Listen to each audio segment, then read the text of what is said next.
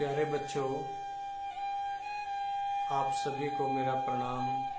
मेरे मित्रों को, आपके माता पिता को मैं सभी को प्रणाम करता हूँ।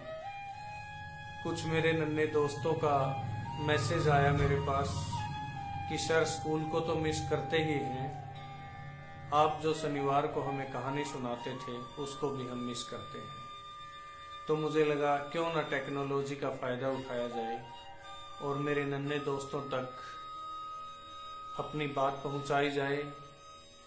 जिस कहानी को वो मिस करते हैं उसको टेक्नोलॉजी के माध्यम से उन तक पहुंचाया जाए।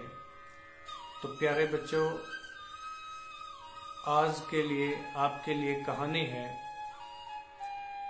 लॉ ऑफ एग्जिस्टेंस, अस्तित्व का नियम।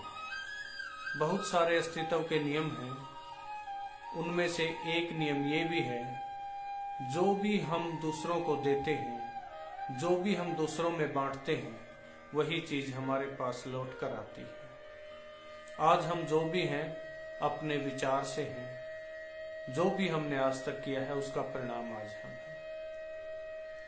तो प्यारे बच्चों, आपको मैं कहानी सुनाता हूं छोटी सी, और जो रियल स्टोरी है। यूनाइटेड किंगडम का एक स्थान स्कॉटलैंड, वहां पर फ्लेमिंग नाम का एक किसान था।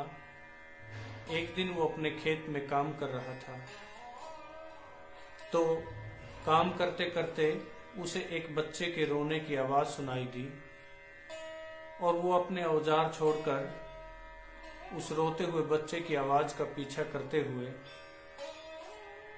वहां दौड़ा और वहां जाकर उसने देखा कि एक बच्चा दलदल में फंसा हुआ है। उसने वृक्ष की एक टहनी काटी और उसके सहारे उस फंसे हुए बच्चे को दलदल से निकाला। उस बच्चे को साफ किया, नहलाया, पानी पिलाया और अपनी झोपड़ी में ले गया। कुछ समय के बाद उस बच्चे के माता पिता उसको ढूंढते हुए उस किसान की झोपड़ी तक पहुंचे। एक बहुत बड़ी गाड़ी से एक व्यक्ति उतरा जो उस लड़के का बाप था। उसने अपने बच्चे को देखकर गले लगा लिया और किसान ने पूरी बात उस अमीर व्यक्ति को बताई कि ऐसे ऐसे उसमें फंसा हुआ था। तो उसने उसका धन्यवाद किया और जेब से कुछ पैसे निकालकर उस गरीब किसान को, फ्लेमिंग को देने लगा। तो फ्लेमिंग ने पैसे लेने से मना कर दिया और कहा कि ये मेरा कर्तव्य था इस बच्चे को बचाना, और कर्तव्य के लिए कभी मैं पैसे नहीं लेता और ना लिए जाते हैं। तो उस अमीर व्यक्ति का प्रेम उसके लिए उमड़ पड़ा। तो उसने उपाय सोचा कि उसके पीछे खड़ा उसका एक नन्हा बच्चा था कि ये आपका लड़का है। बोले हाँ। बोला आप कुछ नहीं लेते तो क्या मैं आपके इस बच्चे को पढ़ा सकता हूँ?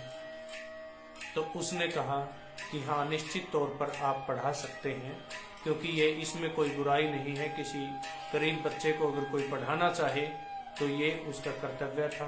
तो उस किसान ने उसको अनुमति दे दी। वो अमीर व्यक्ति उस बच्चे को अपने साथ ले गया और इंग्लैंड के बहुचर्चित स्कूल में उसको पढ़ाया। और उस बच्चे को स्कूल ही नहीं, आगे सेंट मैरीज मेडिकल कॉलेज में भी ग्रेजुएशन करवाई। वही बच्चा बड़ा होकर सर अलेक्जेंडर फ्लेमिंग के नाम से विख्यात हुआ, क्योंकि उसने पेनिसिलिन का आविष्कार किया। कहानी यही नहीं समाप्त होती। उस अमीर व्यक्ति के लड़के को कुछ दिन बाद निमोनिया हो गया और उस निमोनिया में वो मृत्यु की कगार पर था, और उसी पेनिसिलिन से उसका इलाज हुआ और वो लड़का बच गया। और वो लड़का इंग्लैंड का 2 बार प्रधानमंत्री बना।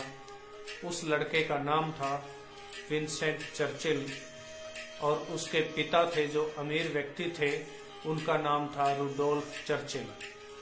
और उन्होंने उस गरीब बच्चे को पढ़ाकर, सर अलेक्जेंडर फ्लेमिंग को पढ़ाकर जो उपकार किया, उसी ने उनकी जान बचाई। और उस किसान ने विंसेंट चर्चिल की जान बचाई थी। देखिए प्रकृति कैसे अपना खेल खेलती है। तो ऐसे ही हमारा जीवन भी है। हम जैसा भी जीवन में दूसरों को देते हैं, वैसी ही चीजें हमारे पास लौट कर आती हैं। यदि हम किसी को गाली देते हैं तो वो गाली दो होकर हमारे पास आती है। यदि हम किसी को प्रेम से नमस्कार करते हैं तो वही हमारे पास वापस लौट कर आती है। तो प्यारे बच्चों, आज की इस कहानी से ये शिक्षा लेनी है कि हमने परोपकार करना है, हमें जितना हो सके दूसरों की मदद करनी है। सेवा परमो धर्म है। धन्यवाद। अगले शनिवार फिर एक कहानी लेकर मैं आपके बीच में उपस्थित होऊंगा। आपके माता पिता को, आपके अभिभावकों को, मित्रों को, सभी को मेरा प्रणाम। लॉकडाउन का पालन करें और अपना ध्यान रखें। धन्यवाद।